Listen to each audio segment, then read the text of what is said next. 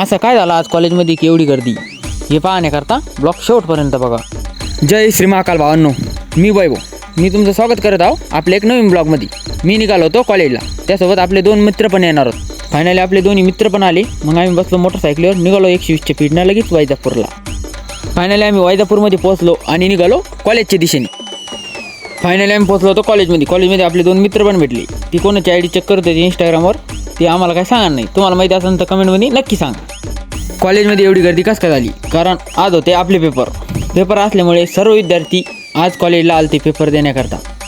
ह्या कारणामुळे आज कॉलेजमध्ये झाली ती गर्दी. पेपर लिहिला आणि आम्ही तिघे निघालो क्लासला. आम्ही आलतो क्लासमध्ये आलो तर आम्हाला कळलं सरच नव्हते. मग आम्ही काय लावला सरांना फोन. सर म्हणे 5-10 मिनटात येतो.